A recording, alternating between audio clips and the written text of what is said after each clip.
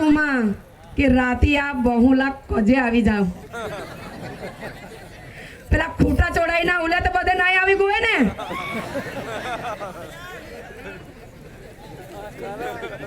હવે આપણા સમાજ જ્યારે માતૃપ્રધાન દેશ છે ત્યારે આજે મહિલાઓની સંખ્યા ઘણાય દેખાય છે તે માટે એકવાર બહેનો માટે જોરદાર તાળી થઈ જાય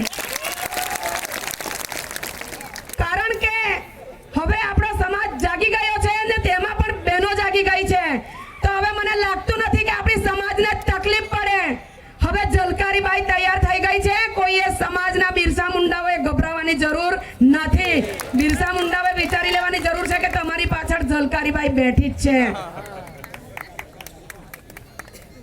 હવે સમાજની જ્યારે ઘણી તકલીફ પડે છે ત્યારે મને એવું લાગે છે કે હવે આ સમાજ પાછળ પડે એવું લાગતું નથી મને આટલી બહેનો જો ઝલકારીબાઈ આવી જતી હોય આપણા બિરસા મુંડા યુવાનો તૈયાર થઈ જતા હોય તો હવે સમાજને તકલીફ પડશે એવું તમને લાગે છે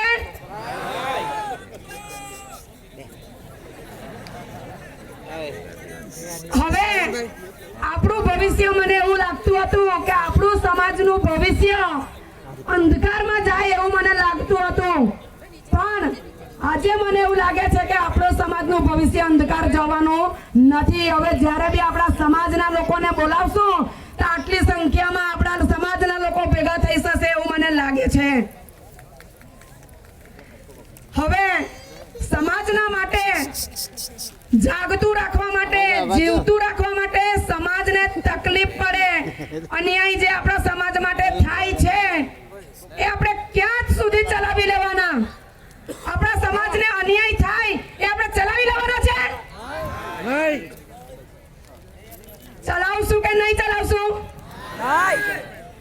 આજે નક્કી કરવાનું છે જેટલા બી લોકો મોબાઈલ લાવેલા હોય આપણા સમાજનું ભવિષ્ય બચાવવું હોય તો બધા મોબાઈલની લાઈટ ચાલુ કરી દો અજવાળા પછી હોવાનું છે આપણે મોબાઈલની લાઈટ ચાલુ કરીને ઊંચું કરો મને હજુ ઓછી લાઈટ દેખાય છે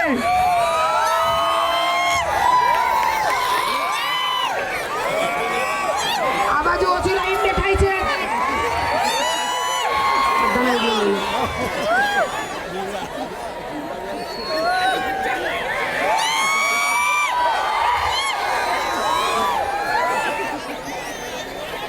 હજુ ઓછી દેખાય હજુ ઓછી દેખાય આ બાજુ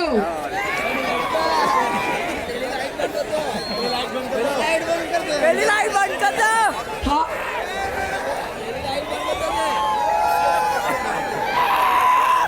હવે મને લાગી રહ્યું છે કે આકાશમાં તારા નીકળી આવ્યા છે સમાજના તારા નીકળી આવ્યા છે કોના બાપની તાકાત છે કે આદિવાસી સમાજને હલાવી શકે હવે સમજી જજો હજુ બિરસા મુંડા તો નીકળી પડેલા હતા પણ હજુ તમે મધમાખીને પૂળાની તો છંછેડી જ નથી જ્યારે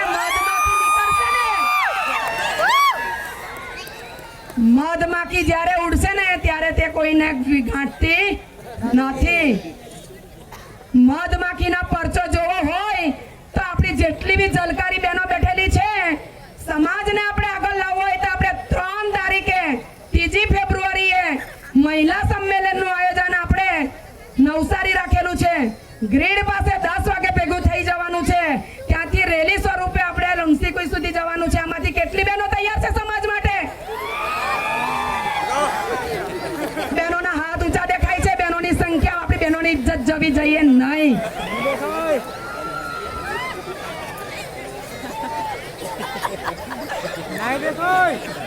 તૈયાર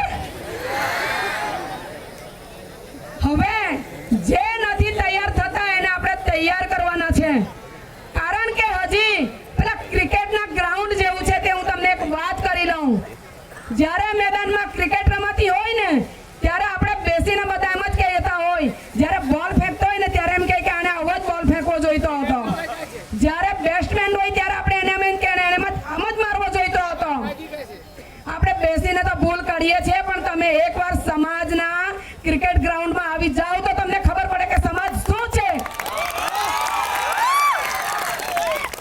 હવે સમાજના વાડામાં આવી જાઓ.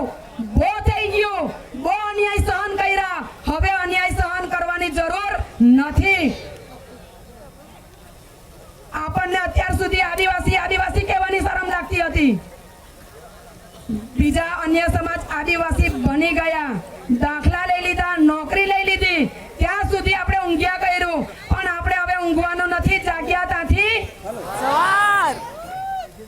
સમાજના હળહળતા પ્રશ્નો છે આપણા માટે. નાના મોટા પ્રોજેક્ટો આવી રહ્યા છે. એ પ્રોજેક્ટનો વિરોધ કરવો હોય તો આપણે આટલી સંખ્યામાં આવી જશું તો આપણે પ્રોજેક્ટને અટકાવી શકીશું કે નહીં અટકાવી શકીશું? અટકાવી શકીશું. કેટલા લોકો તૈયાર છે આના માટે?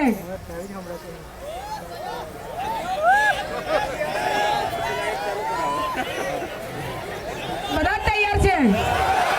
કોઈ માઇકેલાલની તાકાત છે કે આદિવાસી સમાજને હલાવી શકે? હવે મારો સમાજ આ વસ્તુ ચલાવશે નહીં. અત્યાર સુધી તમે પેલું 5 રૂપિયાનું ચવાનું ને નાની નાની પોટલીમાં સમજાવી ગયેલા. આ સમાજ હવે આ વસ્તુનો બી વિરોધ કરે છે. લાઈવ બતાવે છે ને, એમાં કેમેરા સેટિંગ કરવા કહે છે. વિરોધ કરવા માટે તૈયાર છે ને? પ્રતિજ્ઞા લઈને જજો. આજે તો જોરમાં ને જોરમાં હા કરી જશે, પણ સમાજની ઇજ્જત જવા દેવાની નથી. સમય આવી ગયો છે, પાકી ગયો છે. આ વસ્તુ આપણે ચલાવવાનું નથી. સમાજે જાગી જવાની જરૂર છે. આપણને અન્યાય થાય છે. હવે આજે ઘણા જણા આપણા નોકરીવાળા ભાઈઓ તથા બહેનો આવ્યા હશે, જેને નોકરીની બીક હશે, તેને આજે પ્રતિજ્ઞાને નક્કી કરીને જવાનું છે. ગામડાના જે સિટીમાં વસીને ગયેલા છે નોકરીવાળા, એ લોકોએ આજે નક્કી કરીને જવાનું છે કે તમારા માટે આ ગામડાના લોકો તૈયાર છે, પણ તમારથી જે ફંડ આપે તે આપતા જજો ગામડાના સમાજના માટે. આજે જે તમે નોકરી લઈને બેઠા છો એ સમાજના દાખલા પર લઈને બેઠેલા છો. જે તમારથી થાય એટલું સમાજને દાન આપતા જજો કે જેથી કરીને અમે સમાજની લડાઈ આપી શકીએ.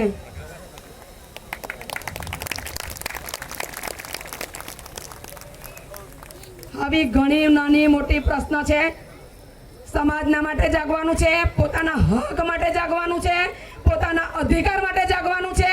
અહીંયા જે બી કોઈ આવ્યા છે, જે બી પ્રવચન કરે એ કોઈ પોતાના સ્વાર્થ માટે આવ્યા નથી, એટલું નક્કી કરી લેજો. પહેલા બધાએ જાણી લેવાનું છે કે આપણું હું છીનવાઈ ચાલ્યું છે. કારણ કે પહેલાના જમાનામાં એવું જ કરેલું કે પોતાનું કંઈક બી હારું ભાષણ કરવા આવી જતા, પોતાના સ્વાર્થ હારું આવી જતા હતા. પણ હવે બધાએ સમજી લેવાનું જરૂર છે કે આપણા બધાને સમાજને તકલીફ પડી રહેલી છે, એટલે જાગી રહેલા છે. અત્યાર સુધી આ લોકોએ આપણી કિંમત કેવી કરેલી છે બધાને ખબર છે. ગામે ગામ ફળીએ ફળીએ કેળાની લારી વાળો આવતો હશે, આવે ને? દ્રાક્ષની કિંમત લૂમમાં હોય ને એની 100 રૂપિયા કિંમત હોય, એમાંથી છૂટી પડેલી દ્રાક્ષ હોય એની 20 રૂપિયા કિંમત હોય. તો આપણે અત્યાર સુધી કેવા હતા? કેવા હતા આપણે અત્યાર સુધી? 20 વાળા હતા. હવે કેવા થવાના આપણે? 1000 વાળા. 100 વાળા થઈ જાય તો કોઈની બાપાની તાકાત આવી જાય. એટલે આપણે જનજાગૃતિ લાવવાની છે. સમાજ માટે જાગવાનું છે. સમાજના પ્રશ્નો શું છે તે જાણો. અમે બી જે આજે બોલતા શીખ્યા છે એ અમે ડોક્ટર પ્રદીપભાઈ ગરાસી, આપણા સમસ્ત આદિવાસી સમાજના પ્રમુખ છે, એના નેજા હેઠળ અમે કામ કરી રહેલા છે ને જાગૃતિ લાવતા છે. અમે એક દિવસ ઘરે સૂતા નથી. રોજ અમે રાત્રે 1 વાગે સૂઈએ છીએ. સમાજના માટે નીકળી પડો. અમારી પાસે જેટલી જાગૃતિ હશે, અમારી પાસે જેટલી જાણકારી હશે તે તમે અમને અડધી રાતના બી બોલાવશો તો અમે એની જાણકારી આપવા માટે તૈયાર છે. પણ સમાજ જાગો. હવે બહુ થઈ ગયું. ક્યારે આપણે એક થવાના? પણ મને એવું લાગે છે કે હવે એક થઈ ગયા છે. હવે આપણો સમાજ છૂટો પડે એવું લાગતું નથી. આદિવાસી એકતા, આદિવાસી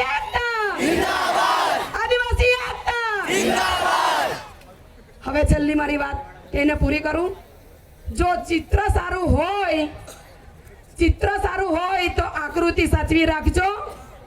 ચિત્ર સારું હોય તો આકૃતિ સાચવી રાખજો. જીવન જીવવું હોય તો પ્રકૃતિ બચાવી રાખજો.